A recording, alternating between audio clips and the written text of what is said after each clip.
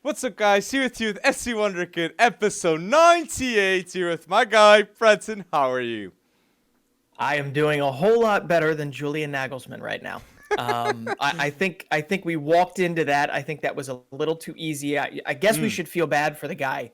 But that is all that is on my mind. I was absolutely floored that the Bayern management would actually have the brass ones to fire a guy when he stepped away for one day of vacation. But I'm ready. I mean, we had a whole week of international games. We've got more ahead. There's so much to talk about.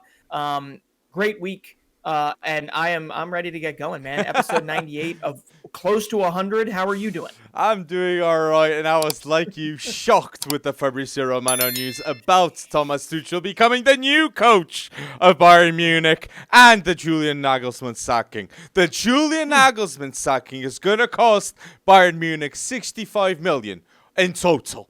These are the damaging costs in the club, and it's the risky timing. This is a bold decision before the matchup against Man City, and the problem was discipline issues. That's what the Bayern director said what that happened with Julian Nagelsmann. I am very interested to see long-term the justification, but honestly, Thomas Tuchel was going to have an interview with Tottenham, and I think Bayern Munich didn't want to lose the chance of hiring Thomas Tuchel, and that would make the domino effect now.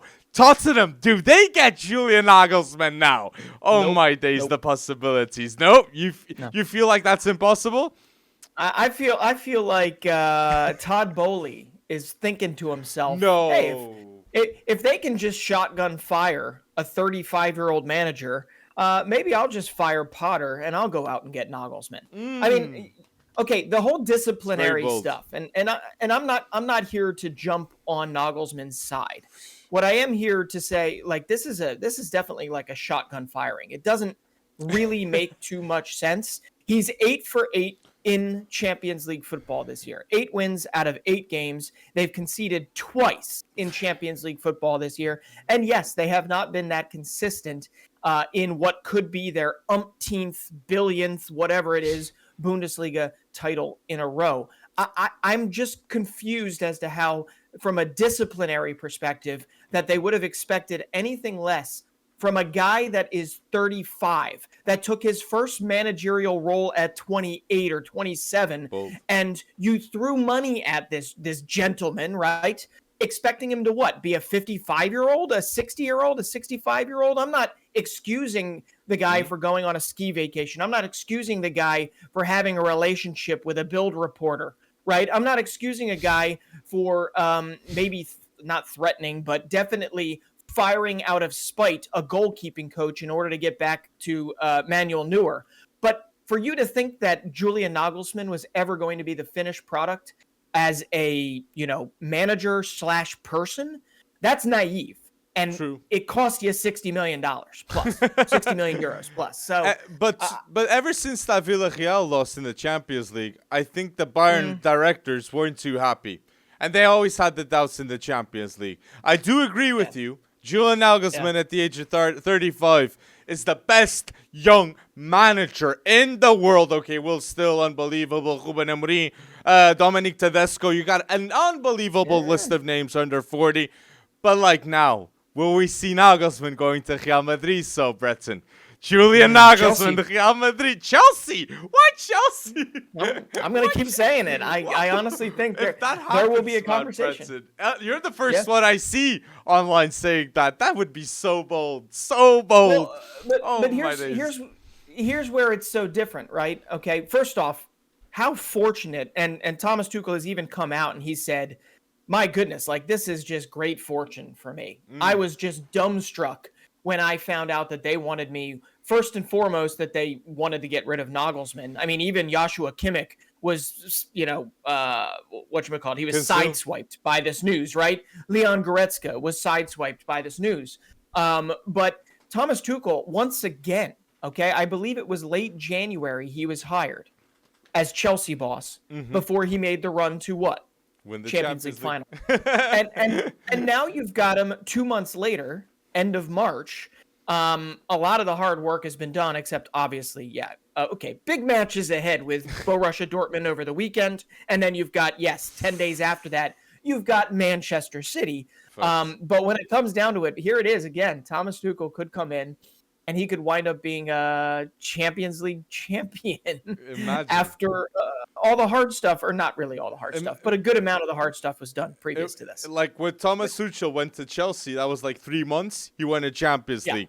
If with Bayern he beats Man City and then Chelsea, it's unrealistic, I know, but if Chelsea beats Real Madrid, we will see a redemption arc from Thomas Tuchel against his former team at Chelsea that sacked him this season. That would be unbelievable. The scenes to watch that. Todd Boehly against Thomas Tuchel. but they do realize, that they're hiring a guy that has previously, everywhere he's gone, had issues with leadership, has had issues with front office. I mean, in a different perspective, I think maybe what's going to come out about Julian Nagelsmann is that, yes, it is about the extracurricular activities that he was doing, and less about the footballing side of things. And they just, like people tend to do when you get terminated for work. It's like, your head's not in the game. This guy's been working from a footballing perspective. Nagelsmann has been working with Choupo-Moting, who's done absolute wonders for this team, scoring goals. He's been working without Sadio Mane for the majority of the season. And on top of that, I think there's a lot of Fonzie, Musiala's got 27 goal involvements. And like I said before, at 35, Julian Nagelsmann is not even a finished painting. He's not even close. He's not even a couple brush strokes.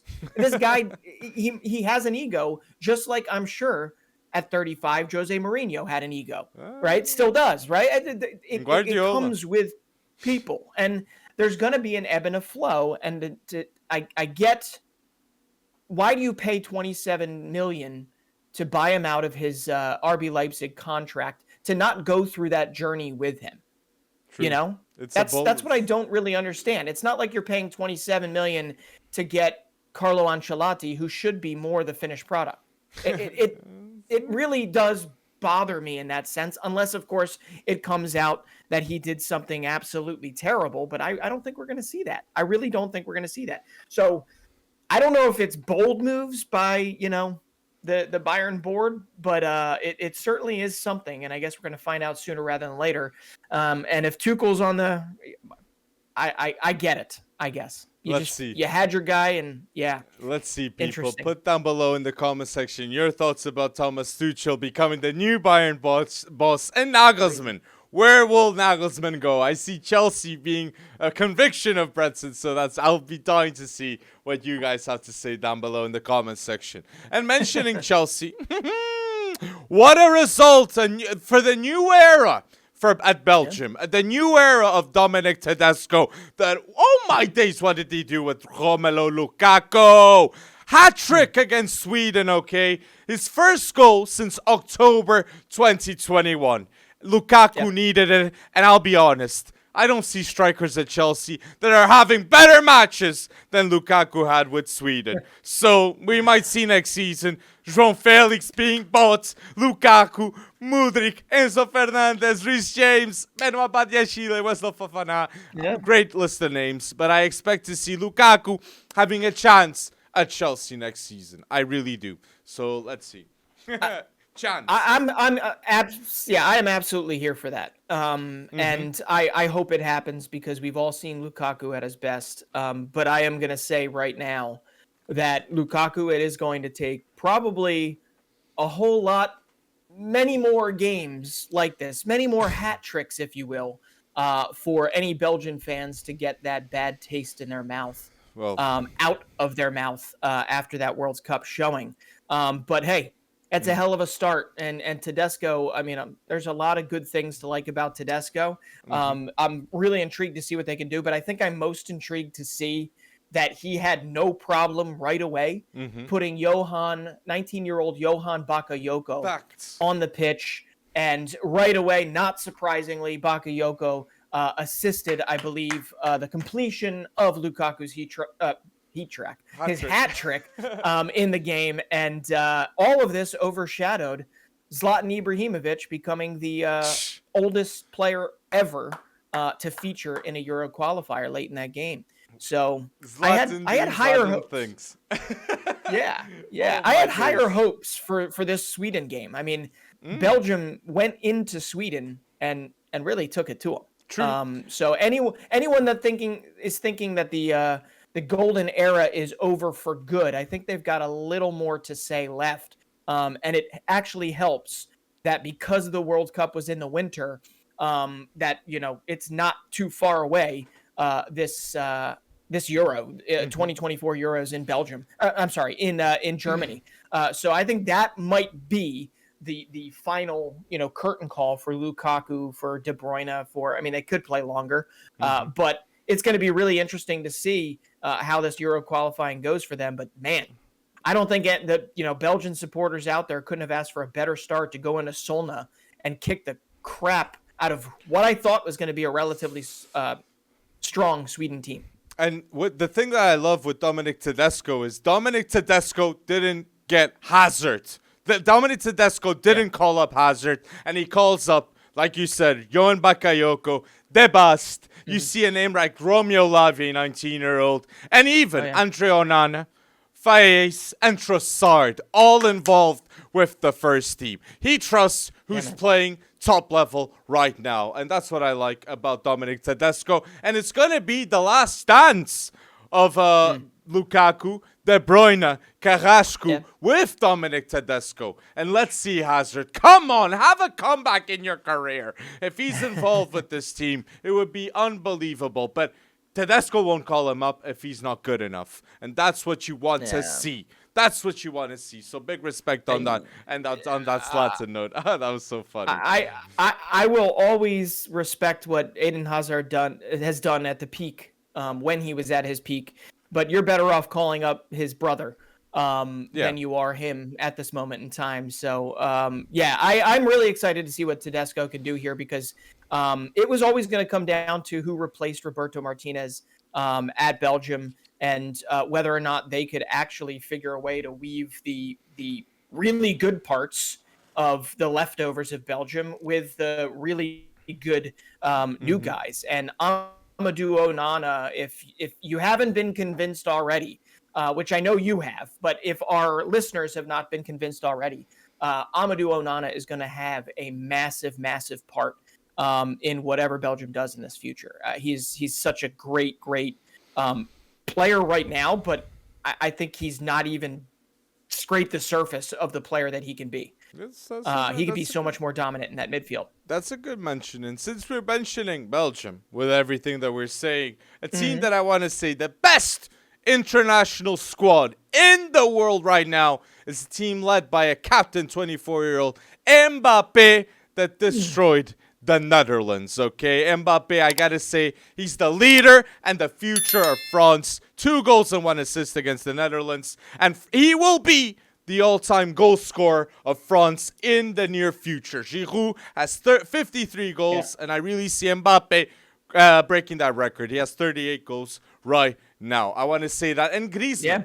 Griezmann deserved to be the captain of France, because Griezmann has 75 consecutive matches played for France. That's an elite stat. This man has given all to the French national team, and one of the most underrated players in the international level. Complete different player playing for France than he is at club level. Unbelievable what Didier Deschamps has done with Griezmann. So I wouldn't want to talk about France.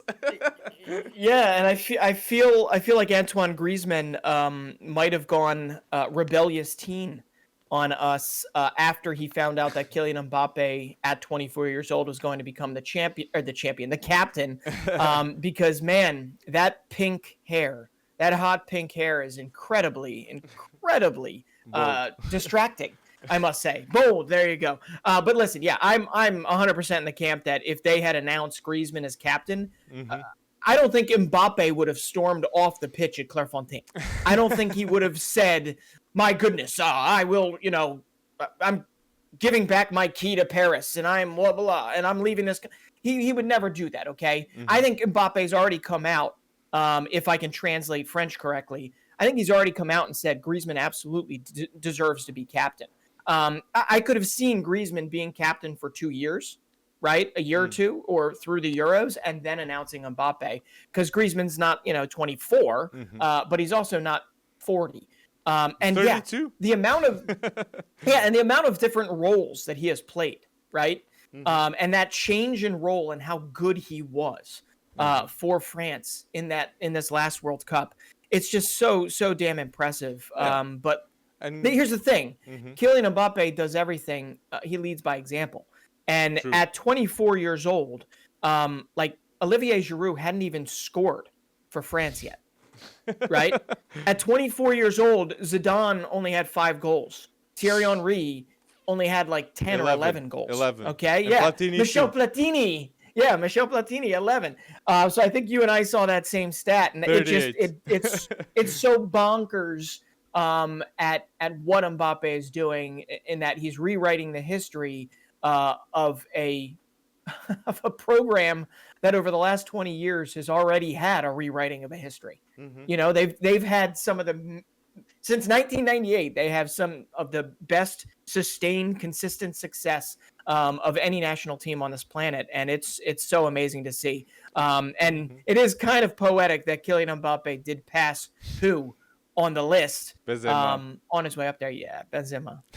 And it's because of Clairefontaine that France have sustained this consistency and success. You're right. I completely agree. And Kylian Mbappe at 24, yes, he surpassed Platini, Henry, Benzema goals at 24, and even has more goal contributions at 24 than Zidane had in his entire career for the French national team. So the records that Mbappe is gonna break at the end of his career is gonna be insane, and we're gonna be here to watch it. That's what it's so exciting.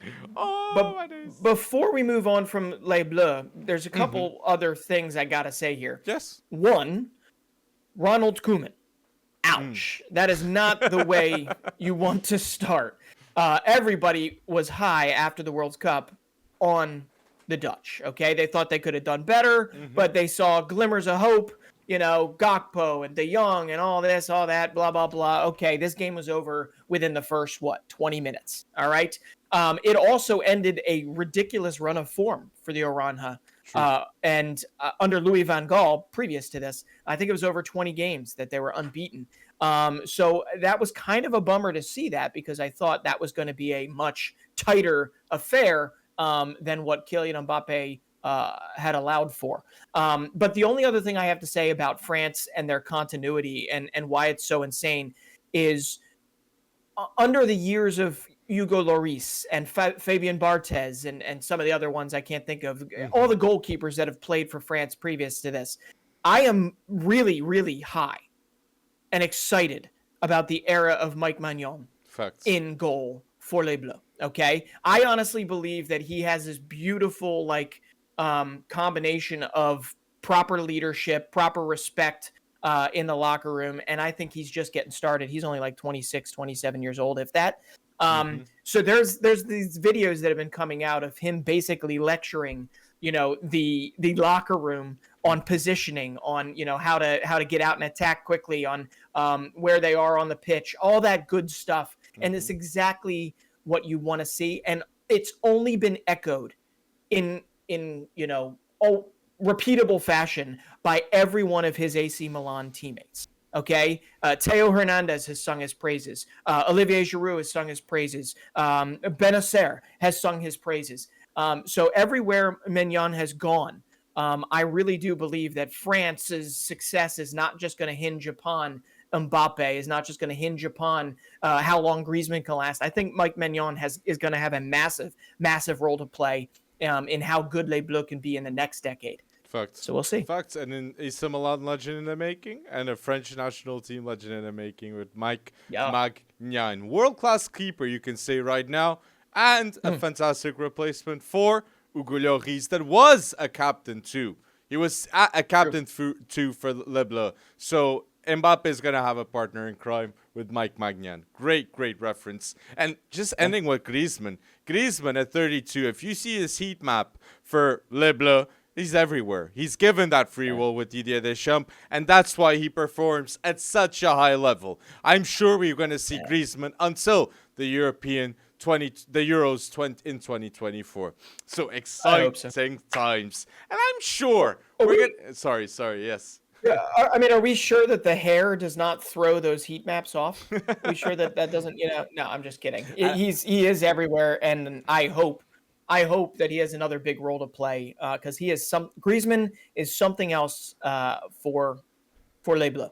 He's something else for Les Bleus. It's facts. And I got to say, this Euro 2024 qualifying games are so excited. It hasn't been disappointing, in my opinion. And seeing even Ronaldo scoring 2 goals against Liechtenstein, that free kick, golazo here in the Estadio de Alvalade. Speed, come on. Next Portugal game against Bosnia. If you're in that stadium, we will be at that stadium, FC Wonderkid. And speed. I'll translate you the right things to know in Portuguese. I see a lot of people talking about that. That was exciting too. But I was excited to see 3 center backs with Roberto Martinez, Gonçalo Inácio playing at the left center back, left-footed player, and Diogo Leite will be handed an opportunity to in the future. So seeing this new tactics for Portugal, I'm excited. And that Ronaldo, João Felix duo, that was very interesting to see too. So Portugal with Roberto Martinez, the amounts of attacking options we have: João Felix, Rafael Leão, Cristiano Ronaldo, Gonçalo Ramos, Diogo Jota, Bernardo Silva. We have a ton of options, so we have to go bold in the Euros 2024. Keep going, bora lá, Roberto. So yeah, I wanted to say that. Did it? I'm trying to think of a way to weave this in there. Did it make you feel anything when you saw Fernando Santos for Poland drop their first Euro qualifier? 3-1 result. Oh, quite disappointing, true. I wasn't expecting a 3-1 result. I wasn't expecting. Man. And there is a guy in that game. If people aren't kind of catching up to this 22-year-old striker for the Czech Republic, it kind of reminds me of Patrick Schick when he was younger. But he's kind of a beanpole, not quite Peter Crouchy because he's only like 6'3". But Tomas Svankara had his debut for them and scored. I think he scored the second goal in like the first 3 minutes of the game against Poland, against Fernando Santos. But I think there were a lot of people out there, a lot of Portuguese fans that were probably out there just loving this maybe humbling that Fernando Santos is getting potentially. I don't know. How do you feel? Do you feel good about it, or do you want to see him do well with Poland? I was quite surprised. For that such, he's a very defensive manager, and seeing that result happened, I wasn't expecting that, being honest, Brett. Yeah. But keeping with Portugal, Cristiano Ronaldo has scored for Portugal in 20 consecutive years. Those stats are absolutely unbelievable. And 197 international goals, Cristiano Ronaldo. An absolute leader for Portugal. No Penaldo comments. There wasn't only penalties that got Ronaldo this legacy. And he's got 11 goals in 2023. Ronaldo. So I'm really happy to see Ronaldo succeeding this season. It's great. It's great to see. But for those in the camp of... this is Gonçalo Ramos's team now, right? I mean, this is. Are we actually bringing this back up to where Cristiano Ronaldo is going to be your starting striker in Euro 2024, right? Or is it actually Gonçalo Ramos and João Felix's team or attack to run, or is Cristiano Ronaldo back, right, for good? I mean, very clearly he's back. I mean, there's no doubt he's going to score against Liechtenstein. Luxembourg is not quite the pushover that they used to be, right? They have some guys that are pretty good these days. But when it comes down to it, I fully expect him to score against them too. But if he scores a bunch of goals early on in qualifying, it might be a good problem to have, but aren't we back at square one? right? With this I think we're passing not of back the at torch. square one because I think Okay. Cristiano Ronaldo, there's a healthy rivalry with all the attacking options in the Portuguese national team. I honestly Fair think enough. he expects some games to be on the bench now with Roberto Martinez, and surely Gonçalo Ramos, Rafael Leão, Diogo Jota, all these players will be handed opportunities in the future that they deserve. But I think João Felix will always be involved. Palhinha will always be involved, and Bruno Fernandes. I think these will be key players with Roberto Martinez and Ruben Dias at centre back. The leader. I see Ruben Dias having a bit of the role like Vincent Kompany had with Belgium with Martinez in the past. And that's the thing. The youth of Portugal. We have so much talent coming up. Diogo Costa, Ruben Dias, Nuno Mendes, António Silva, Vitinha, Rafael Leão, all João Felix, all under 23, and all players that are literally with world-class potential. That's the level where we have. Under 25 with Ruben Dias. So I'm really excited at the times that are coming. And I told you on off, the under 19s of Portugal are absolutely stacked. Dário Essugo, Chermiti, André Gomes, Gabriel Braz, Mateus Fernandes, Hugo Felix, the brother of João Felix, 2 goals against Czech Republic, Carlos Borges, Diego Moreira, I see, and Martim Fernandes and Gonçalo Esteves. The list of names is unbelievable, and a lot of these names will be in the first team soon. I am going to say that. Yeah. 1 or 2 players that I Yeah. named here are going to be first team. So, yeah. Yeah, and I don't even know, like, when is that U19 Euros? Is that end of this year or is that next year? I think so. I think it's end of the season, yeah. But or end Okay. of the year. I'm not Interesting. sure. I'm not sure on that, Bretson. But whatever Yeah. it is, we're gonna win it. We're gonna win it. Yeah. We have a Okay, better all team right. than what we had when we won it in the past with Trincão, Jota. This Portugal under 19 team, trust me, Bretson, a ton of quality is Okay. gonna come from there. Oh, if Florentino is doing even on that team. I mean, I think England's U19s, France's U19. It's gonna be a fun one. A U19 Euros is always actually a really good one, France. because at that point, U17 Euros, you have always the worry that there's a bunch of guys that either get injuries or whatnot. But the U19 guys are just starting to get kind of they're starting to break out on a club level, right? So you get those guys that can really ramp it up. And ride that momentum into the senior team and stuff like that. Kind of like a guy we're going to talk about for Denmark in a little bit. Yes. Are you done with Portugal, or can I talk about him? Because I've been talking about him for like a year. And while he has made, well, let me ask first. Are you done with Portugal? What is the game in June? Bosnia. What is the game in June? Because Bosnia. Okay. 100%. All right. We're gonna be. That's tough. I'm gonna attend the game That's tough. of Portugal against Bosnia in June, and I'm gonna say it. Speed. Yeah. We will be there. Okay. Bold predictions. I have some questions I want to do to him and speak in Portuguese. I want to teach Portuguese to this man. Portuguese? Eu sou português, meu. Qual Portuguese, meu? You can't say that. But mentioning, yes, you said Denmark. All 5 goals of Denmark came from this man, Rasmus Winter Højlund, okay? A hat-trick included. Finland, Kazakhstan had no chance against this 20-year-old striker that, again, Haaland-esque. Rasmus Winter Holland, I guess you could say. Yes. No, listen, it's only 8 months, I believe, since he started coming onto the scene for Sturm Graz, I believe is who it was, in the Austrian Bundesliga, starting to score goals. He had the chance. Holland had the chance to jump over to the Premier League. He could have been at Southampton. Yep. I think Brighton was even looking at him for a little while. Of course. There were bigger names that were kind of flirting with him, but then he went to Atalanta, which was exactly the right place to do it. Attacking team, and one where he was going to get his chances. And my goodness, he's been so good. But 5 goals, 2 starts, and I'm pretty certain here that he needs to be added to the list of young strikers that could be jumping into a Premier League squad some point very, very soon. Because if I'm not mistaken, he is a self-professed Manchester United fan. But we'll see. Another one. We'll see. And Evan Ferguson too. Evan Ferguson, that in his first start for Ireland had 1 goal, okay? Irish star boy. For me, the best Irish talents I've ever seen. I'm so excited about Evan Ferguson.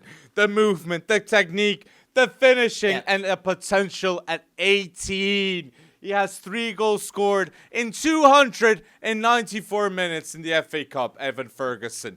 I don't see talents like this coming out of the Premier League too often, and especially Irish. Evan Ferguson. Yeah. Brighton with Evan Ferguson. Caicedo. They signed Mitoma for 5 million, oh my days. The decision making. They're the team of the season. Napoli went bold. Yes, they signed amazing players. But the management of Brighton consistently has been outstanding. Outstanding. They even let go of Trossard for 15 million to Arsenal. And we are praising them for all these decisions. They're so bold. And the Zerbi to replace Potter. What a decision. Exactly. And the fact that the Zerbi was able to come in and not have to make major changes or major tactical shifts or whatever, it shows you how strong the foundation is at Brighton, how strong and how cohesive of a unit that, you know, the administration of Brighton is at this moment in time. And I'll be honest, it's been a coup for Brighton alone to be able to hold on to Moises Caicedo, to be able to hold on to McAllister.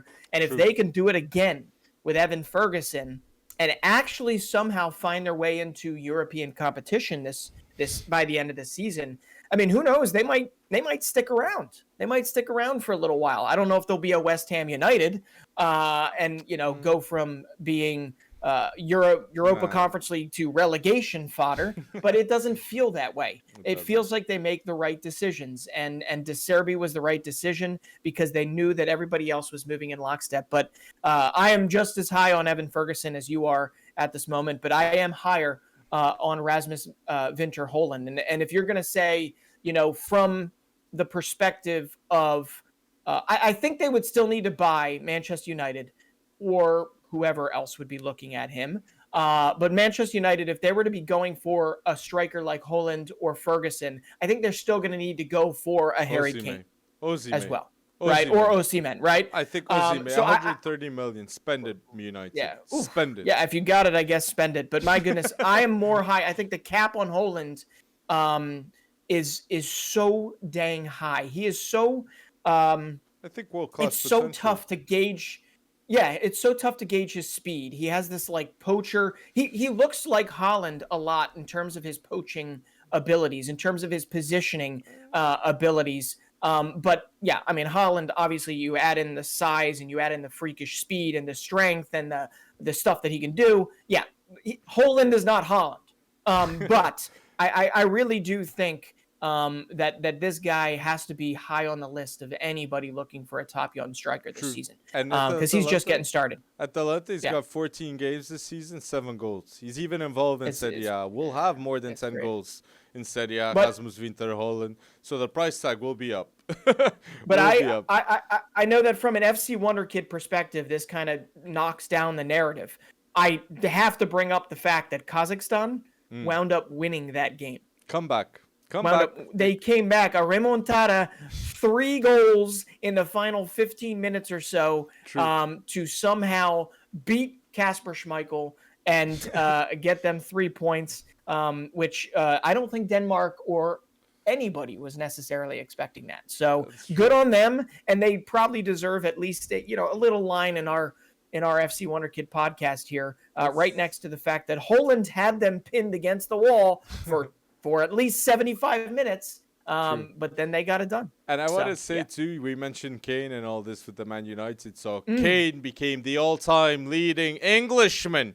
Kane became the all-time leading goal scorer of England. Okay, so naturally we all expect a move since Tottenham hasn't won any trophies with Harry Kane. And he has these type of records won. Unbelievable. I'm expecting more and more and more Harry Kane maybe leaving the Premier League. I don't know if Daniel Levy will accept. That's true. I've been thinking a lot about this, and I wouldn't be surprised if Daniel Levy would say no to every Premier League team that would go for Harry Kane. And we've seen in the past who has signed a ton of Tottenham players from the Daniel Levy era. Real Madrid. Modric went to Real Madrid. Gareth Bale went to Real Madrid. I wouldn't be surprised if Harry Kane went to Real Madrid, especially when Benzema only has 6 months contract left. Vinicius Jr. and Harry Kane play together. That would be so unexpected. And imagine if Nagelsmann was coaching this team. Even more unexpected. Exactly. And if Nagelsmann was all in on the Harry Kane to Bayern thought process previously, maybe you're right. Maybe he goes to Real Madrid and whatnot. But I do have to ask you a question. Like, if Harry Kane could give either one of these all-time leading scorer, just amazing historic things that he has done, right? All-time leading goal scorer in Tottenham history, all-time leading goal scorer in England history, passing Wayne Rooney. You think he'd give up either one of those for a trophy right now? I mean, even a Carabao Cup? For a World Cup for England, 100%. Well, definitely for a World Cup for England. I was just talking about any silverware, a little Carabao Cup action against Liverpool. Yeah, maybe that would have been pretty historic. Tottenham winning their first trophy, the Champions League against Liverpool, even after that Lucas Moura amazing remontada against Ajax. So that was a special competition with Pochettino. But I wanted to ask you, Breton, there's three big coaches in the market. And I wanted to play just the game of where do you think they would suit best, these three coaches? It might be a difficult one. But Marcelo Gallardo, first one. Where do you think he should go? I think Serie A would be unbelievable. Serie A would be unbelievable. I just don't know where, I don't know if a Juventus or I don't think that any of these guys. I think Inter will need a manager.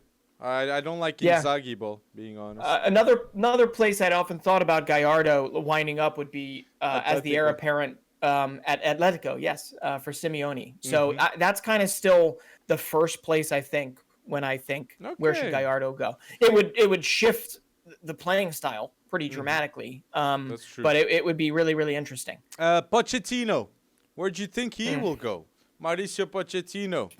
That's a difficult one. It is. He'll go back to Spurs. I think every Spurs fan must want Nagelsmann now. 100%. Yeah, they definitely do, but I just don't see Nagelsmann going to Spurs. I know there's this narrative that he's like a fan of Spurs or something like that, and maybe he is, maybe I'm wrong. That'd be insane. But I don't know. Imagine. And as a 35-year-old, he certainly has time to wait. If he wants to. So we'll see. So who's the third? I'm ready for this. This is good. Where will Zidane go? I mean, he wanted the French national team. He wanted it, but the shop has extended. So where will Zidane go? Will it be the blank check of Chelsea? Yeah, no. See, I don't see him getting back into the club game yet. It just has he said anything that has said that I want to get back in? I think it's just being hot in the seat, just being involved in the game. If you're outside way too much, I don't think it's good too for Zidane. But people, tell us down below your options for these three managers: Gallardo, Pochettino, Zidane. Where do you think they should coach? Because I'm really excited to see what you guys have to say about these ones. But I want to mention this, Breton, because that was a Spain-Norway, and no Erling Haaland was in the game.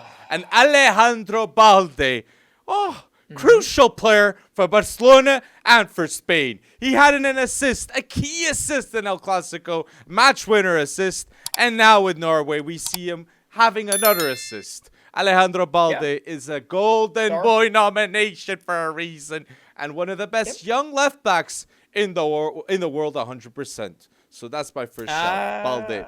And I think it's even more impressive to think about where Balde has come from. La Masia. La Masia, and only 12 months ago or so, he was fighting injuries left and right. He was trying to make his mark, but always stopping and starting. And it's pretty amazing that the consistency has come, the breakout has come, and he has not just turned into a first choice left back for Barcelona. It's pretty clear he has taken over as the left back for the Spanish national team. And they didn't give Norway a sniff. I mean, that they trounced a Hollandless Norway. And I think that's anyone. This is what I'm worried about. As goes Holland, as goes Norway. Well, It's okay true. if you've got It's Odegaard. true. It's okay if you got whatever. But if you can't win these games, And I mean, womp, womp, womp. I don't know what you're expecting, Norway, if you're going to get back to your first major tournament in over 2 decades. And Rodri was on top of Odegaard the majority of the game. I got to say that. And it was a hard tackle done by Rodri to Odegaard. I was like, woo, that could be an injury. But Arsenal fans, rest assured, everything's fine. Odegaard's still good. And the biggest surprise for España had no Pedri. Yeah. They had Gavies and Joselu that scored a brace in 4 minutes, okay? And he turns 33. Joselu might be the new striker of the Luis de la Fuente new era, okay? So let's wait and see what happens. But that was so unexpected to see Joselu doing what he did. Unbelievable. It wasn't. That was his debut, I think, right? Yeah, or did you already say that? I mean, that was his debut, and that put the game to rest. And I was impressed with Spain, but I am more worried for Norway than I was impressed with Spain. And Norway is not out of the woods yet, okay? Because they now have to go to Georgia, to Batumi, which is Dinamo Batumi is where Kavica Kvaratskhelia was kind of honing his skills, right, while he was waiting to figure out his next move, which wound up being the wonderful move to Napoli. So Georgia is not a pushover. Kvaratskhelia was certainly rested in their first game, and now it's going to be really, really interesting to see if Norway can get out of there with points. And I'm going to say it right now. I've got my worries about whether or not Norway can do it, and if Holland is going to have to be pulling out of these international camps for little niggling injuries here and there, it's not going to be good for Norway. It's definitely not. And I'm in Spain too. I gotta say, the Spanish squad is not better. I'm gonna say this: the Portuguese national team, 100%. It's not Portuguese bias. We're much better than Spain right now. I really feel it. Yes, there's Gavi. That Pedri's injured. Okay, Balde, great talent, but our team is much better right now than Spain, and that's why Portugal are European. The Euros contenders. We are contenders to win the Euros, in my opinion. Just like France, that is favorite. 100%. France has to be favorite. Well, you're contenders. You're contenders to win Euro 2024 because Morocco's not part of it. Great bridge. Because yes, Morocco in Morocco this season has beaten Brazil, Spain, Portugal, and Belgium. This is a special Morocco team. And the midfield of Morocco against Brazil had an average age of 22. Onahi, Amrabat, and Bilal El Kanous. Okay, 18-year-old talent that you must watch. So Morocco plays beautiful football, and they deserve everything that's coming for them. They do, and my goodness, Brazil went from, I think they had registered their first loss in the World Cup to an African squad when they lost to Vincent Aboubakar's 92nd minute winner with Cameroon, and now they've lost again. Now, I get it, it's a friendly, but there were 7 guys from that squad that were on the pitch. Casemiro scored, right? He was there. Vinicius Jr. was there. Rodrigo is okay. And it was in Tangiers. It was in Morocco. Great. But the fact that Morocco, I mean, looking at them, I'm excited for AFCON with Morocco. I'm excited for everything with Morocco right now because these guys are just getting started. That coach, that young coach, whose name for some reason, thank you, who's for some reason, my name, I was losing the names. We name drop a lot of people on this. And my goodness, there just seems to be a cohesive unit of just a bunch of guys that are ready to prove Morocco's effectiveness on the international stage. Unlike, something like Nigeria, who I don't know if you saw, but with all the firepower, everybody that they can call up. I mean, we can name off the top of our head 5, 6, 7 Nigerian strikers that are just phenomenal and in form right now. They ended up losing. I'm trying to remember who they lost to Guinea-Bissau. Okay, with Osimhen on the pitch, with Ademola Lookman on the pitch, with Iheanacho on the pitch, and I was looking at it and I was saying, Fernando Santos with Poland, they lost their first game. Okay, that's a Portuguese manager. Well, it's a Portuguese manager what's going on with these Portuguese managers, man? Portuguese manager for Nigeria as well. Do you know this guy? Because I don't know him What's that his well. name? It's Jose Pizarro. Pizzard, yeah, he Pizarro? was a sporting coach back in the Okay. day too. Pizzard, he's not a bad coach, but oh my Okay, days, he's they've not seen as a great they- coach, being honest. Okay, but they've lost 4 of 6 since he's taken over. Hey, he's Nigeria. gonna get sacked. Nigeria, Pizzard might is get gonna get sacked. Oh, it's gonna happen. It's gonna happen. I feel it. I'm not surprised though. Not surprised. And even Vitor Pereira with Flamengo, it's not looking the best. And I want to come back to Brazil just a second. Because Brazil, when they lose to Morocco, they absolutely need Carlo Ancelotti to be the manager of this Brazil national team. I really mean it. Casemiro's the captain of the team. Vinicius, Eder Militão, Casemiro captain, everyone of the Real legacies involved. Rodrigo Goes, Hendrick in the future. Everyone would like to see Ancelotti, and Ancelotti would be fixing a lot of the problems that they have, in my opinion. And keeping what the Vinicius talk is, Vinicius Jr. refused to get the 7 jersey of Real Madrid. This is a big sign that he trusts himself and the number 20, creating his own legacy. I gotta respect that. Or he might be expecting Mbappé inevitably leading up and getting that 7 jersey for Real Madrid too. That could be the case too. So wanted to say that. I wanted to say that. And Brazil.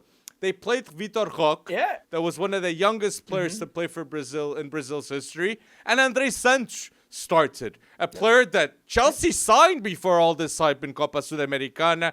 And he seems to be a player to watch for Chelsea in the near future on loan back to Vasco da Gama. So 15 million he cost Chelsea. Yeah, except when he first played for Vasco da Gama, they were in the 2nd division in Brazil, and now they're in the 1st division. So in the Brazilian, so that's good to see. But listen, while Brazil was losing to Morocco and starting, and I'm not worried about Brazil. I don't think anyone. It's a friendly. It doesn't necessarily matter. That was more impressive what Morocco did. But while they were doing that, their bitter rivals, the World Cup champions, Argentina. Let's be honest. I mean, as a football, if you're even remotely, even if you're not a neutral footballing fan, or like I sort of like to be or try to be, I don't know how you couldn't have gotten emotional at watching that homecoming, watching those Argentinian fans welcome them back, watching them play a game again, even if the Panamanians were going right after Leo Messi's ankles the majority of the game. My goodness, though, to see that at the Monumental, to see that just how much it meant to Argentina, how much it meant to Messi, seeing them tear up. It was pretty awesome to see. And we'll see if they can build something off of this. It's true. And Messi scored his 800th career goal. Okay, what a golazo that it was for Argentina. Yeah. And a legend. I'm dying to see what's Messi's next decision in his career. It's going to be a big money move, or will he go back to Barca? Yeah. Oh! Who scored the other goal, though? Thiago Almada. Remember true. Remember who I talked about last week? Yeah, it was off of a Messi ricochet. But yeah, no, Thiago Almada, his star continues to rise. He's got 4 games, and 4 that'll goals, be fun to 4 watch. assists. Thiago Almada. Yeah. Plus a goal for Argentina. How much will he leave Atlanta United, Brenton? I said 50. I might have to backtrack on that, but I'm going to stick firm with it. I'm going to stick firm with it because there are so many things coming online. This Leagues Cup. There's a lot of things that are going to send our valuations higher here. But I'll tell you this: when Almada was away on international duty, okay, it still is. Atlanta United played. They played over the weekend on Saturday night. Atlanta United lost 6-1 without Thiago Almada. So I think they're trying to get him the fastest plane back to Atlanta because they need to right the ship. Who knew Almada was like all they had? But anyway, I thought that was interesting. And hey, some qualifying happened on our end again. We had U.S. men's national team. Yes. They played for the first time competitively since the World Cup. My goodness, it was great to see Christian Pulisic. It was great to see Gio Reyna starting in the center of the pitch, literally in midfield, which was really interesting to see. It was great to see Ricardo Pepi back, and a lot of these guys as we continue this new age, this young team that's going to continue to be built upon. But But the 7-1 win over Granada, which was expected, was obviously a little bit outweighed by something else that is definitely coming to fruition, in my opinion. Okay, and this is my opinion, but I think it's just a matter of time before Valérien Balogun actually announces himself as doing the one-time switch, and he will be our new American striker, our new American number 9. He was seen by some U.S. men's national team Twitter sleuthers. He was seen posting pictures in Orlando, Florida, which is where they were based. It's where they're going to play El Salvador later this week. And Balogun was definitely there to have some conversations and to make himself feel good about what could potentially be either that or, I don't know, he's trying to get Gareth Southgate to call him up or something. That's never going to work. I think Balogun is going to be, along with Ricardo Pepi, along with Josh Sargent, along with Daryl Dike, he is going to be part of that striker core leading up to the 2026 World Cup. And if it doesn't come until June, his decision, fine, it doesn't come until June. But Balogun will be a U.S. men's national team player. I'm going to say. Love it. And if Balogun joins the U.S. men's national team, the talent of the U.S. men's national team would have Balogun, Gio Reyna, what's the names? Musa, Cerzino Dest, McKennie, Adams, Gaga Slonina, Kevin Paredes.